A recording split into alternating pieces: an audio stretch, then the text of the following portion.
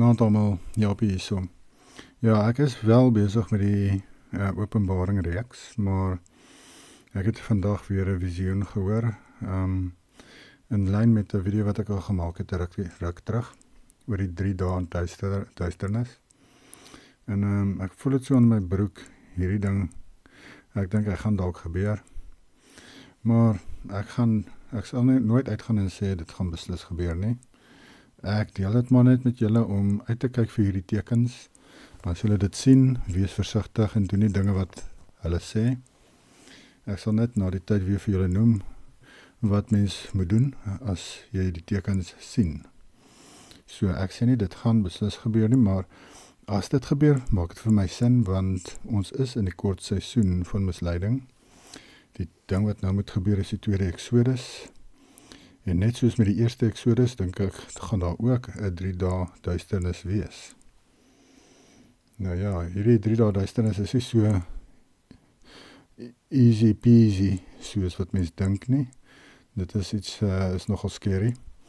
En daar is 'n paar dinge wat mens moet doen om voor te berei vir dit. En dis hoekom ek vir julle noem, as 'n waarskuwing. En nou, kom ons hoor gou wat hierdie vrou gesien het. Dis 'n Ek dink is 'n vrou wat hierdie visioen gekry het, maar is 'n man wat dit lees. Hulle stuur die goeters in na 'n sekere kanaal toe en dan daardie kanaal lees al hierdie goeters. En dis hoe dit werk. Kom ons hoor wat sê hulle. March 28th, 2025. Good day, my brothers and sisters in Christ. My name is Natalie, and I live in America. I have a very urgent message about the 3 days of darkness. Early this morning, on March 28th, 2025. At around 3 a.m., I had a very frightening dream about the 3 days of darkness coming real soon upon the earth. It all began when I was at a job site with my husband and our 2 young daughters, just waiting for them to unload some stuff off a trucking dock. My daughters had gone inside the building with one of the ladies so she could show them around. So while my husband and I were outside waiting and talking, I looked up at the sky to the right of me, and what I saw shocked me. In the sky, I saw a lot of colors like rainbows, just swirling around, accompanied by dark clouds, like a storm was about to come.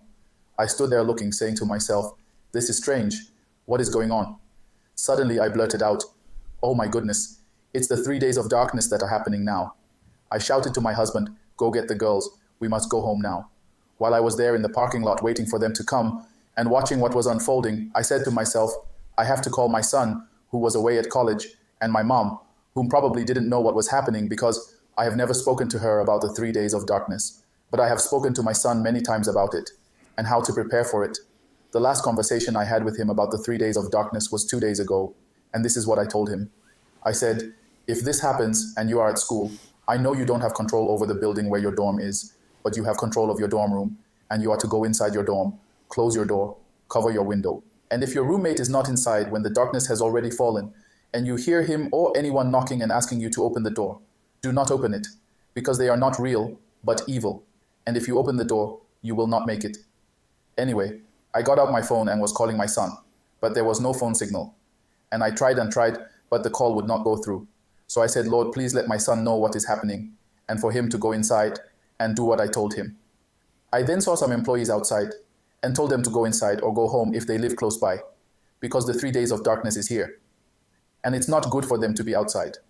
Shortly after, my husband came back with our daughters, and we got into our SUV to go home. But it suddenly dawned on me that I didn't go to the store to buy the black bags to cover our windows and more candles for the darkness, because I have been putting it off because prior to this, I had the feeling that the 3 days of darkness was going to happen around Easter, which is in April. The Bible says in Amos 8 and 9 to 10 that God will darken the earth on our feast day at noon. So I said to my husband that the darkness came sooner than I was expecting, and I wasn't prepared. Anyway, we were going to make a left to go to the store, but the streets were chaotic. People were panicking in their vehicles. We saw multiple car accidents, and people were acting strangely as if they were possessed by something. It was very frightening to see. I said to my husband, let's just go home. You have some black bags in the garage. I'll just use those and whatever else I can find to cover our windows. So we turned right to go home, but the streets were chaotic.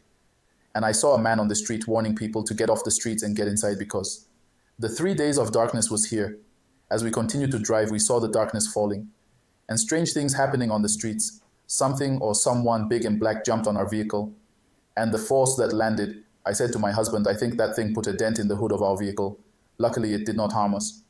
And we were able to drive away from it, dodging all the accidents and strange people and events that were unfolding.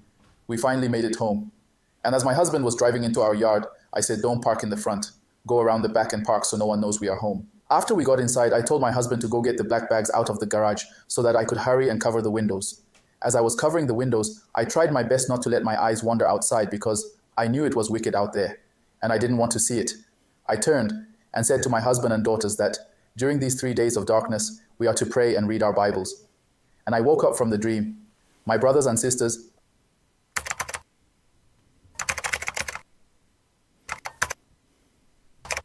I didn't know I was dreaming because it felt so real. I was in it, experiencing it. I didn't know that I was going to dream about the 3 days of darkness. I went to bed that night, and this was not on my mind. I believe God gave me this dream to prepare and to warn others of what is coming very soon. And if we don't listen well, I don't have to say it. Please warn the people that this is serious. Stock up on water, food, dark window coverings, and candles, and stay inside. It will be wicked out there. I have never had a dream like this. This really woke me up. I was scared out there on the streets trying to get home. But once we got into our house, I felt that we were going to be fine. Please share this with others. I always said to God, please, when the 3 days of darkness come, please let there be no school that day. And it so happened in my dream that my 2 daughters were with us, and I didn't have to run to their school to sign them out. God is good. Be blessed, my brothers and sisters, and thank you for the great work you are doing for our soon coming King. All right, God bless you. Okay, ja, dit is wat ek julle hier gewys het. Dit stem nogal ooreen met 'n ander visioen wat ek gehoor het ruk terug van 'n ander vrou.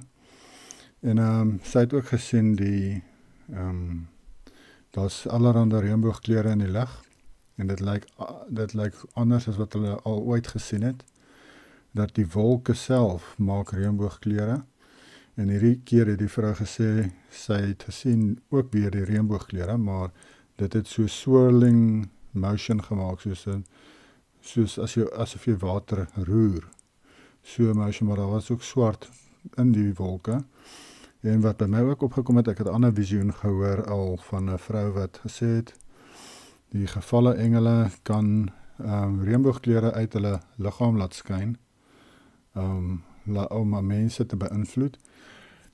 En dit het my laat dink aan dit wys van hierdie gevalle wesens wat besig is om af te beweeg aarde toe met die swart gemeng. Met die swart is natuurlik seker dan maar demone wat besig is om af te beweeg aarde toe vir die 3 dae duisternis. En dis hoekom mens moet in jou huis wees as dit gebeur. Die ander video het die vrou gesê, dit gaan so 12 uur middag begin, die duisternis, nie in die aand of in die nag nie. Dit gaan in die middel van die dag pikswart word buite en donker. En dan moet jy al in jou huis wees. En soos hulle hier sê, jy moet jou vensters cover met swart sak of gordyne as jy gordyne op het. Maar die vensters wat nie iets op het nie, moet jy maar swart sakke plak of hout in sit vir die 3 dae. En jy moet kersse hê, water hê, jy kan 'n bietjie kos hê, dis maar net 3 dae in elk geval. As dit nou gebeur, sal ek seker maar vas. Ek sal nie eers eet nie. En die belangrikste van alles is, jy moet nie jou deur vir enigiemand oopmaak nie, want geen mens gaan na jou huis toe kan kom in daardie duisternis nie. So wie ook al klop aan jou deur, is nie mense nie. Dit is shapeshifters, dit is wesens wat bekende mense vir jou se stemme kan namaak, vriende of familie, en hulle gaan sê, ons is hier by julle, ons kom kuier of wat ook al, maak vir ons oop, en dan moet jy nie vir hulle oopmaak nie. Want wat dan gebeur, ek het dit ook gehoor in 'n ander profesie, is dat hulle maak die mense dood. In die huis is hulle, as jy vir hulle die deur oopmaak, want dit is bose magte, wat shapeshifters, wat dan, jy laat hulle toe dan, om in te gaan. Hulle sal nie jou deur afbreek of so nie, maar hulle wag vir jou om die deur vir hulle oop te maak, dan kan hulle inkom. So ja, wees maar attent op hierdie dinge, wees versigtig. En ek wil gou hierdie kort video wys hierso en ek glo hierdie is ook 'n verwysing na die 3 dae duisternis, maar hulle sê dit nie in die video nie. Hulle maak 'n grap daaroor oor die wat hulle sê. Maar ek dink hierdie is meer soos 'n teken of 'n waarskuwing vir die slegte mense wat weet wat kom. En dit wat hierdie vrou opgesit het, dit is van die European Commission, is om vir hulle te wys 'n signal, basically. Maar vir ons skapies, hulle dink nie ons weet hiervan nie. So hulle dink is lekker snaaks. Maar hulle is voorbereid vir hierdie dinge. En ek gaan net gou hierdie kort videoetjie wys. Dan sien julle waarvan ek praat. My bag survival edition. First up, my glasses. Super important if you want to see what is happening. It's Ajal Habib. Welcome to What's in My Bag survival edition. First up, my glasses. Super important if you want to see what is happening or not. Next, my document in a waterproof pouch. A must in a rainy Brussels. Now. Ja, is interessant sy wys jy moet die ID by jou hê as jy buite is, want met die 3 dae duisternis as jy buite is, gaan jy dood wees. So, moet hulle jou maar seker kan uitken. Let's talk about lighting. I have a flashlight. If you don't forget the matches and of course the light. Ja, dis die matches is candles. Maar in elk geval weer eens verwys vir my na die 3 dae duisternis. Hierdie video word ook genoem die 72 uur survival kit. So ver het sy nou die kersse en die lighter daar. Light. Turn. And water, of course, because water is life. And my special friend, a Swiss Army knife, 18 to... And don't forget your medication. You might need it, because you never know. And don't forget something to eat. You might be hungry, very hungry. And of course, some cash. In the middle of a crisis, cash is king. And your credit card might just be a piece of plastic, a charger and a power bank. Because a dead phone is a dead end. Playing cards, a bit of distraction, never hurt anyone. And don't forget a radio. The smaller one. This is everything you need to survive the first 72 hours of a crisis. Speaking about being prepared, the EU is preparing its strategy to be sure that every citizen is safe in case of crisis. Be prepared, be safe. It's ja, daar het julle dit nou. Dis 'n bietjie cringy hier vir my. Maar in elk geval dit lyk vir my meer of hulle vir die mense na dit ook verwys die 3 dae duisternis met hierdie sakkie wat hulle pak. Maar wat hulle hier gewys het ook, ek dink is belangrik, jy moet 'n bietjie ekstra cash by jou hê, want ek het gedink, ja, die 3 dae duisternis, dit kom en gaan, maar wat nou na die tyd? Want ek kan nogal imagine, miljoene mense wêreldwyd gaan seker dan dood wees, want nie almal weet van hierdie goed nie. Nie almal weet dit gaan gebeur nie en as jy buite is, gaan jy nie dit maak nie. Jy goed gaan jy almal wat buite is doodmaak. Dis maar hoofsaaklik soos wat met Egipte gebeur het. Ek weet daar is hulle van net die eersgeborenes is dood van Egipte, maar onthou, die mense moes in die huise gegaan het, die bloed aan die deurkosyne sit, so hulle moes almal binne hulle huise gebly het met die deure toe. So ek vermoed enigiemand wat buite was met die in Egipte was dood. Nou Israel natuurlik het geweet wat hulle moet doen en hulle het weggekruip in die huise met die bloed aan die deurposte.